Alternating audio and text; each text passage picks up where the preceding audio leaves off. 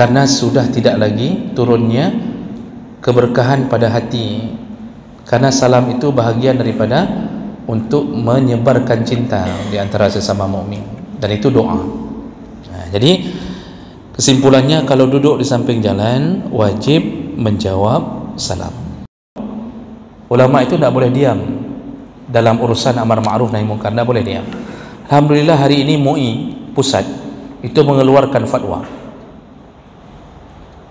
Fatwanya sudah dikeluarkan, haram mengkonsumsi produk-produk Israel. Sudah dikeluarkan. Sudah berapa hari dikeluarkan? Sudah 3 hari. Sudah dikeluarkan haram mengkonsumsi produk-produk Israel. Itu keharuman. Walaupun fatwa dalam usul fiqh boleh ditolak, boleh diterima, tapi dalam masalah ini. Assalamualaikum warahmatullahi wabarakatuh. Banyak sekali pertanyaan jamaah, Ustadz kasih kami channel untuk kajian anak-anak muda. Di antara anak muda berasal dari Aceh, luar biasa, channelnya Maulizul Akbar Nak. Tonton, subscribe, like, share, komen. Assalamualaikum warahmatullahi wabarakatuh.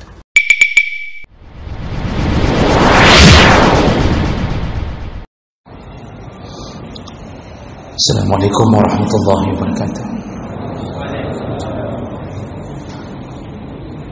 Alhamdulillahirabbil alamin.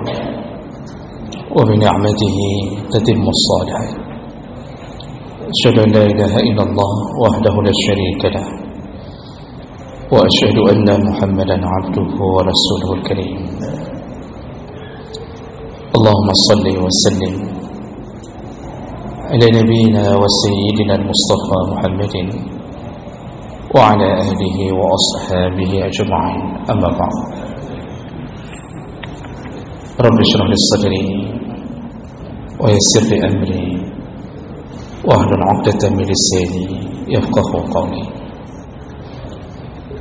Segala puji bagi Allah, kemudian salawat dan salam pada Rasulullah, pada keluarga dan seluruh sahabat-sahabatnya yang Allah muliakan insyaAllah. Bapak-bapak, ibu-ibu, jamaah salat maghrib dan Aisyah, dan semoga kehadiran kita tercatat di sisi Allah Subhanahu wa ta'ala.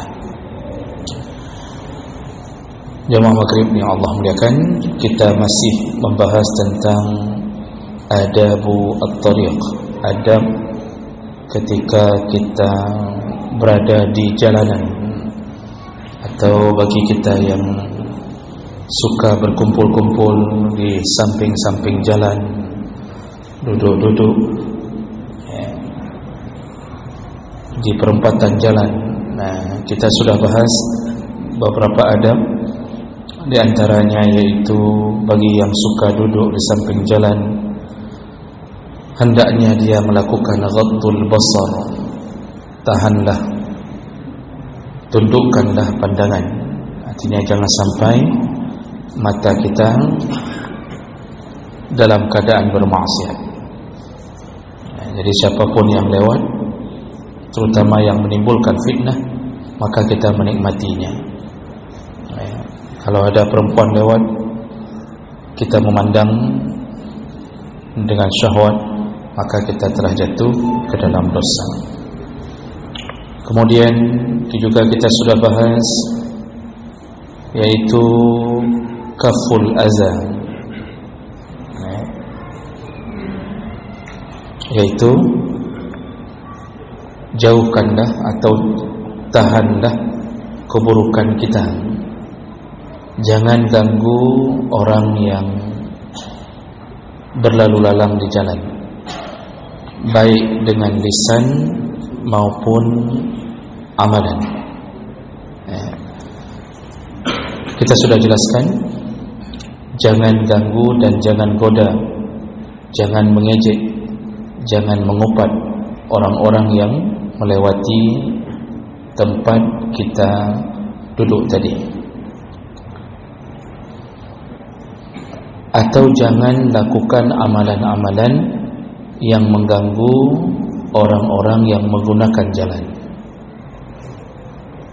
Dan di antaranya adalah kita membuang sampah samping-samping jalan, yang membuat orang terganggu, baunya mengganggu, bahkan sampai urusan parkir. Sampai urusan parkir janganlah sampai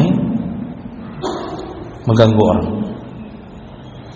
Gara-gara kita bertumpuk samping jalan, sehingga pengguna jalan tidak bisa menggunakan jalan dengan sempurna.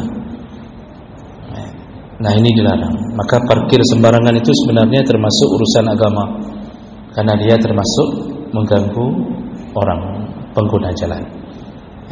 Jadi Rasulullah yang mengatakannya, kalau duduk samping jalan, kalau memang itu harus dilakukan, tidak bisa ditinggalkan, lakukan, jagalah, jangan sampai keburukan kita berikan kepada orang lain. Jadi apapun yang mengganggu pengguna jalan, itu hukumnya haram. Bahkan kalau kita melakukan walimah lalu menggunakan jalan, badan jalan sebagai tempat pesta, sedangkan di saat itu ada alternatif, ada tempat lain yang bisa kita gunakan, tapi sengaja kita halang jalan untuk digunakan untuk pesta atau walimah, maka sebenarnya itu pun haram, kecuali ada jalan keluar. Ya, maksudnya kalau kita tinggal di satu komplek, banyak jalan yang orang tidak terhalang dengan tenda yang kita pasang. Nah, itu baru boleh. Tapi kalau buat walimah sampai orang tidak bisa memasuki rumahnya, atau orang terhalang sama sekali tidak ada jalan lain, itu tidak dibolehkan. Tidak dibolehkan. Ya. Jadi jangan sampai melakukan satu amal tapi mengganggu orang. Baik, itu yang kita bahas di pertemuan kita sebelumnya. Berikutnya, adab berikutnya masih dalam satu hadis. Jadi Nabi mengatakan kepada sahabat, kalau duduk samping jalan wajib tahan pandangan, tahan diri, jangan ganggu orang. Lalu adab berikutnya adalah, kata Rasulullah, waraddus salam. Boleh duduk samping jalan, tetapi harus siap menjawab semua salam. Ya, harus siap menjawab semua salam yang diberikan oleh orang yang melewati kita. Rasulullah sallallahu alaihi wasallam menyebutkan dalam hadis Abi Hurairah radhiyallahu anhu, khamsun tajibu lil muslim ala akhihi, ada 5 perkara yang wajib dilakukan oleh seorang muslim kepada saudaranya yang muslim. Apa dia? Yang pertama, raddus salam, wajib menjawab salam. Wa tasmitul atis, yaitu mendoakan orang yang bersin. Wa ijabatud da'wah, memenuhi undangan. Yang dimaksud di sini undangan pernikahan. Kalau diundang wajib hadir kecuali ada uzur. Wa iyadatul marid, lalu kemudian mengunjungi saudaranya yang muslim yang sakit. Wa tiba'ul janaiz, juga wajib mengurusi jenazah saudaranya yang muslim. Jadi menjawab salam ini wajib. Memberikan salam sunnah. Ya, memberikan salam sunnah. Tapi kalau sudah diberikan salam dan terdengar, maka kalau kita bersendirian, maka dia menjadi kewajiban bagi kita untuk menjawab salam. Tapi kalau kita duduknya berkelompok, salah satu yang menjawab, maka itu sudah menjadi penggugur bagi yang lain. Ya, jadi masuk dalam kategori fardu kifayah. Kalau tidak ada seorang pun yang jawab salam ketika duduk di samping jalan, itu semua orang yang duduk di situ dalam majelis itu semuanya jatuh ke dalam dosa. Makanya kalau duduk samping jalan itu harus siap dengan itu. Nanti sebentar-bentar orang lewat, assalamualaikum, assalamualaikum. Kadang-kadang ada orang yang duduk, Pak, tidak siap. Itu resikonya. Mungkin dia jawab salam sekali, 2 kali, Sampai ke 10 kalinya dia mengatakan, hai aku jawab boleh, dah tak. Lalu dia tidak jawab lagi salam. Orang yang ke-11 dia tidak jawab lagi. Di situ berarti dia beresiko, dia jatuh ke dalam dosa. Oh, tidak mau begitu, duduk di rumah. Duduk di rumah tidak wajib jawab salam. Oh, ada yang ustaz di televisi ceramah lalu memberi salam dari televisi. Kalau bukan siarannya live, bukan siaran langsung, tidak wajib jawab. Semua yang bentuk rekaman tidak menjadi sebuah kewajiban. Azan rekaman tidak perlu dijawab pun tak apa-apa. Azan rekaman diputar di radio, tapi kaset itu tidak apa-apa, tidak dijawab. Tapi azan yang langsung makruh kalau orang tak menjawabnya. Begitu juga dengan salam. Kalau salamnya di siaran TV langsung, bukan rekaman, maka wajib jawab. Oh, tidak jawab, mungkin ada orang lain di rumah yang lain yang jawab. Di situ kita berada di posisi aman, karena dia fardu kifayah. Tapi kalau seandainya di samping jalan diberi salam, tadi sudah 9 kali kita jawab, lalu kita tak mau jawab lagi, di situ jatuh ke dosa. Maka pilihan terbaik, jangan banyak-banyak duduk di samping jalan. Kadang-kadang jangankan samping jalan, Pak, di kedai kopi dah 2. Itu kalau ada orang yang mengenal kita, kan sebentar-sebentar begitu masuk orang, Assalamualaikum, kita baru mau makan mie, baru sendok kita mau angkat lagi ke mulut, dah Assalamualaikum. Orang lain sudah selesai makan, kita tak selesai makan. Nanti ada yang model datang mendekat salam, ada yang datang mendekat salam. Ustaz dengar salam, Assalamualaikum, salam lagi. Makanya ustaznya dah habis-habis makan. Gaduh jauh saja, gaduh ke. Walaupun itu perbuatan baik, tapi itu resiko. Kalau sudah berada di kawanan umum itu resiko dan harus wajib jawab salam. Makanya ini yang kadang-kadang diremehkan orang. Orang fikir boleh begitu saja tidak jawab salam orang. Haram tidak jawab salam. Dan ini bahagian dari yang sangat digemarkan oleh Nabi SAW. Bahkan menjadi tanda-tanda akhir zaman, menjelang kiamat, orang sudah tidak lagi memberi salam. Ibnu Mas'ud menyatakan dalam salah satu hadis bahawa Rasulullah SAW mengatakan nanti di akhir zaman ada orang yang hanya memberi salam kepada yang dikenalnya saja. Padahal Rasulullah mengatakan berilah salam kepada yang engkau kenal, wa man lam ta'rif, dan kepada orang yang tidak engkau kenal. Nanti di akhir zaman, kata Ibnu Mas'ud dalam hadis itu, orang hanya memberi salam kepada yang dikenalnya saja. Dulu di zaman Nabi, Pak, salam itu terucap kepada semua mukmin. Di mana saja jumpa, di mana saja kenal, tidak kenal. Artinya tidak kenal dia yakin itu mukmin. Tentu komunitasnya, kalau ini sudah kampung mukmin dia masuk salam. Orang pun tidak kenal tetap salam. Itu dulu. Sekarang orang satu masjid saja datang ke masjid, kalau ketemu sama orang yang kenal, Assalamualaikum. Kalau ketemu sama anda orang yang tidak kenal, ini masuk ke masjid saja, ketemu sama orang tidak kenal, itu dilewatinya, Pak. Dilewatinya. Tak ada lagi salam. Ini tanda-tanda akhir zaman. Bahkan ada yang lebih parah lagi ketika kita memberi salam. Ketika kita memberi salam, dia tidak kenal kita, bukan dijawabnya salam, ditanyanya, Pak Maturi roh, kita kenal di mana ya?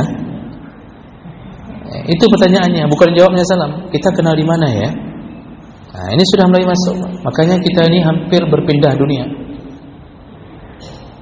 Kita hampir berpindah fase dari dunia ke fase berikutnya. Persiapkanlah diri menuju kiamat. Tanda-tanda perang Yahudi dan Muslimin semakin dekat dengan perang besar-besaran. Karena Nabi mengatakan tidak akan terjadi kiamat kecuali terjadi malhamatul kubra, perang besar-besaran pembantaian besar-besaran antara Yahudi dan Muslim. Dan itu terjadinya di tanah Syam, di tanah Syam, Syria, Lebanon, Palestin. Kalau kita pikir, kadang-kadang kalau kita urut, ada saja skenario Allah yang membuat itu terwujud. Kadang-kadang kita pikir kenapa Hamas menyerang, ternyata kemudian terjadi penyerangan balik, lalu kemudian macam-macam. Itu semua skenario Allah untuk membuat terjadinya perkara yang lebih besar, yaitu tanda akhir zaman. Jadi ini hal yang perlu kita waspadai di saat salam sudah menjadi asing di antara sesama mukmin. Sebenarnya tidak ada masalah, jumpa tidak kenal, Assalamualaikum, Assalamualaikum, Assalamualaikum. Inilah khasnya seorang mukmin. Kita gara-gara tidak ada lagi salam, sehingga kita tidak saling mencintai, karena sudah tidak lagi turunnya keberkahan pada hati. Karena salam itu bahagian daripada untuk menyebarkan cinta di antara sesama mukmin, dan itu doa. Jadi kesimpulannya, kalau duduk di samping jalan wajib menjawab salam. Berikutnya, masih dalam satu hadis, lalu Nabi menyambung, kalau harus duduk samping jalan, maka adab berikutnya adalah wujubul amri bil ma'ruf wan nahyi 'anil munkar. Wajib melakukan amar ma'ruf, nahi munkar. Jadi wajib amar ma'ruf nahi munkar di jalan ini, itu pada semua perkara yang kita lihat maksiat. Kalau seandainya seseorang duduk di samping jalan, lalu kemudian menemukan orang yang melewati tempat majelisnya duduk melakukan kemungkaran, maka wajib dia cegah. Wajib. Contohnya sederhana, kalau ada orang yang berpakaian ketat bagi perempuan, atau bercelana pendek bagi laki-laki, kita sedang duduk samping jalan, lewat ulun pakai dua pana di atas lutut, itu perbuatan mungkar, dan itu dosa besar, haram, membuka aurat. Berani tak kita stop orangnya, kita bilang, "Dek, ini haram." Begitu tukar baju dulu baru boleh lewat dari sini. Berani tak? Kalau tak berani, Pak, jangan duduk samping jalan. Ini Nabi yang bilang langsung, wajib melakukan amar ma'ruf nahi munkar kalau sudah mulai duduk-duduk di samping jalan. Jino, jangankan orang melakukan amar ma'ruf nahi munkar, dia sendiri pun terjebak dalam kemungkaran. Inilah bahayanya kalau kita tidak mampu untuk mencegah maksiat, tapi kita berada di golongan maksiat itu, berada di antara orang-orang yang bermaksiat, lalu kita tidak mencegahnya, maka ini beresiko Allah akan timpakan kita dosa karena kita membiarkan maksiat. Orang-orang Yahudi, Pak, diceritakan oleh Allah Subhanahu wa taala,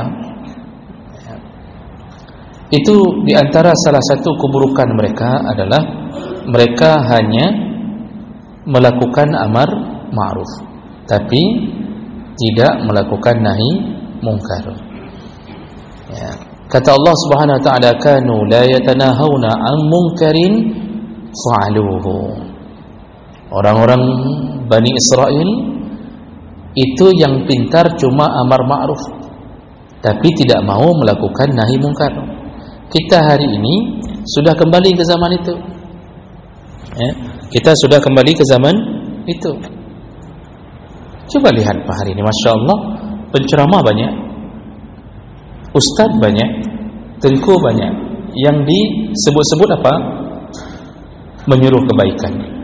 Marilah bersedekah, marilah jaga salat, marilah ini, marilah itu, macam-macam kebaikan yang dia suruh. Mari jaga hubungan silaturahim, macam-macam. Tapi yang jarang apa? Nahi munkar.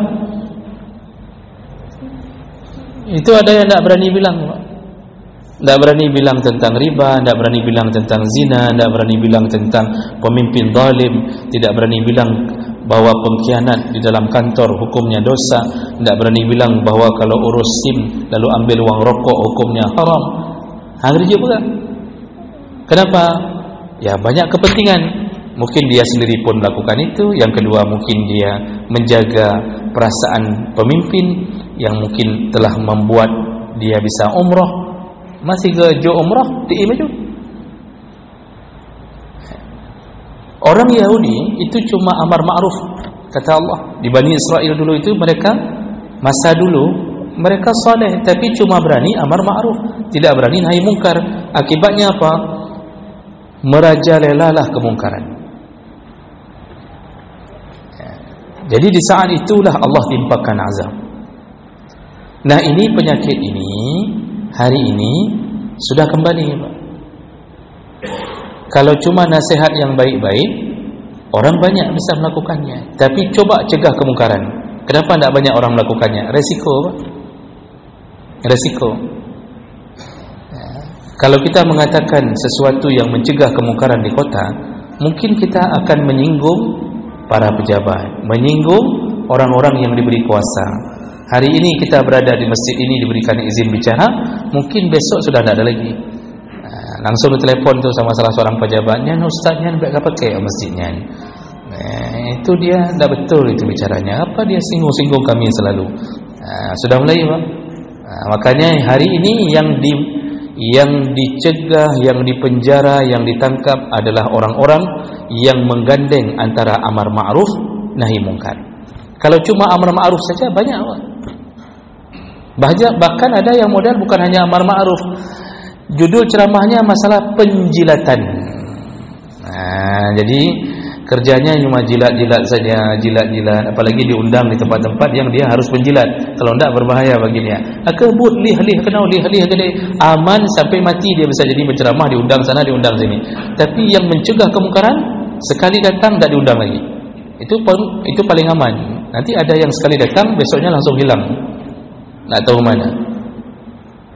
Begitu, makanya kita ini kalau sudah sampai pada urusan amar ma'ruf nahi mungkar, itu wajib kapanpun, dimanapun, kecuali kita tidak nampak. Makanya ini yang Nabi katakan, resiko berada di samping-samping jalan. Nah, najuk pegah, menyohana najuk pegah, itu jangan duduk samping jalan banyak-banyak. Berani bilang sama laki-laki yang pakai celana pendek, Pak. Kita sedang kumpul samping jalan minum kopi, lewat laki-laki pakai celana pendek. Berani kita bilang, Pak, hai, kena udang deh. Ini haram. Kemungkinan tidak berani kita, Pak. Karena hari ini dunia, itu siapa yang berkuasa, dia yang seakan-akan memegang kebenaran. Nanti kalau dia sahut, memang apa urusanmu? Celana-celanaku, paha-pahaku, bulu-buluku. Boleh pa maksudnya. Apa urusanmu? Oh, kalau aku masuk neraka, bahlung yang dalam neraka, apa urusankah? Terdiam kita, Pak. Itu orang pacaran banyak sekali lewat di samping-samping kita kalau duduk samping jalan. Berani kita hadang? Tidak berani. Kalau tidak berani, jangan banyak kita berurusan samping jalan.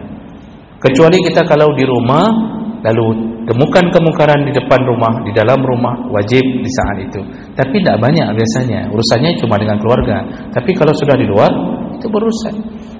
Jadi inilah kata Nabi, boleh duduk samping jalan, tetapi wajib tundukkan pandangan, jangan berikan keburukan pada orang, lalu kemudian wajib jawab salam, lalu lakukan amar ma'ruf nahi mungkar. Sebenarnya amar ma'ruf nahi mungkar ini, Pak, ini termasuk salah satu yang bisa menunda azab. Kalau kita semua berani melakukan amar ma'ruf nahi mungkar, ini termasuk salah satu yang bisa membuat tertundanya azab atau dibatalkan azab. Kalau ini sudah tidak ada, tunggulah azab demi azab silih berganti. Habis yang modelnya cuaca, jatuh ke azab berbentuk politik. Itu di dalam politik itu Allah kadang-kadang bisa memberi azab. Akibat apa? Kita hidup sudah tidak ada lagi amar ma'ruf nahi munkar. Salah satunya azab apa? Diberikan pemimpin yang zalim, yang akan menzalimi dirimu sendiri. Begitu kata Allah, wa kadzalika nuwalli ba'dadh-dhalimina ba'dha. Kalau engkau sudah tidak lagi beramar ma'ruf nahi munkar, salah satu azabnya kubiarkan atau kuberikan kesempatan pada orang zalim untuk menjadi pemimpinmu lalu menzalimi dirimu sendiri. Kita yang pilih, kita yang kena. Setelah kita pilih, lalu dinaikkan harga barang. Setelah kita pilih, minyak naik. Setelah kita pilih, ekonomi kita hancur. Agama dilecehkan. Itu kita yang pilih. Kenapa terjadi? Skenario Allah. Akibat apa? Maksiat kita sendiri. Apa maksiatnya? Kita tidak lagi melakukan amar ma'ruf nahi munkar. Nah, maka bahaya sekali kalau sudah mulut ini terdiam. Apalagi kalau yang terdiam itu orang-orang berilmu, Pak. Atau kalau kita sebut ulama. Ulama itu tidak boleh diam dalam urusan amar ma'ruf nahi munkar, tidak boleh diam. Alhamdulillah hari ini MUI pusat itu mengeluarkan fatwa. Ya, fatwanya sudah dikeluarkan, haram mengkonsumsi produk-produk Israel. Sudah dikeluarkan. Sudah berapa hari dikeluarkan? Sudah 3 hari. Ya, sudah dikeluarkan haram mengkonsumsi produk-produk Israel. Itu keharam. Ya, walaupun fatwa dalam usul fiqh boleh ditolak, boleh diterima, tapi dalam masalah ini kita sedang berhadapan dengan musuh kita. Allah memberi isyarat, yang paling benci ke kita itu Yahudi. Wala tajidannahum asyaddan nas adawatan lil ladzina amanu al-yahud. Orang yang paling benci kepada orang-orang beriman kata Allah al-yahud, yaitu orang-orang Yahudi. Dulu kita cuma bilang boikot. MUI mengeluarkan fatwa. Haram. Maka kalau MUI mengeluarkan fatwa yang kita yakin perwakilan daripada beberapa ulama di Indonesia atau banyaknya ulama di Indonesia, maka bagi kita selayaknya menerima fatwa ini. Kalau begitu, jangan makan lagi sementara, Pak. Sementara jangan lagi beli KFC, McDonald, walaupun franchise, walaupun yang punya di Los Mawi ada orang Aceh mungkin, tapi dia belinya franchise, tetap ada storan ke sana, Pak. Storan itulah yang digunakan untuk membiayai perjuangan orang-orang Yahudi untuk menghancurkan saudara kita kaum muslimin Palestin. Dan itu diakui, yang bukan haba bohong, diakui. Memang berapa persen mereka ya. Digetahnya Aceh pegah sekarang di Mekah. Palestin sudah 36 hari dengan hari ini dibantai habis-habisan. Tadi malam beritanya baru saja dihancurkan rumah sakit yang lain. Korban bergelimpangan, anak-anak meninggal, terluka begitu saja. Di Aceh pegah serambi Mekah, KFC mendang penuh, McDonald mendang penuh, Coca-Cola tidak ditinggalkan. Apa yang kita gembar-gemborkan selama ini hebat agama dan yang menyokal genyan. Dengan sesama mukmin pun kita kadang-kadang tidak peduli. Nah, makanya ini termasuk bahagian yang perlu kita ketahui bahwa kalau amar ma'ruf ditegakkan oleh para ulama, nahi mungkar, maka kita selayaknya mengikutinya. Selayaknya mengikuti. Maka ikutilah pemboikotan. Jangan bilang bahwa alah menyampih, itu pih, itu pun, ini Pepsodent itu punya Unilever. Kemudian macam-macam tu banyak sekali. Lihat saja di internet cukup banyak produk Yahudi yang diimpor di Indonesia. Lalu kita mengatakan bahawa alah itu pun nanti kan kalau kita boikot ini nanti yang berefekkan ke orang kita juga. Kita nak mikir, Pak, setiap kali pembelian itu bahwa kita memberikan saham untuk mereka menghancurkan mukmin, nak mikir. Dan ada orang yang mengatakan alah boikot itu tidak ada manfaatnya. Tidak ada manfaatnya.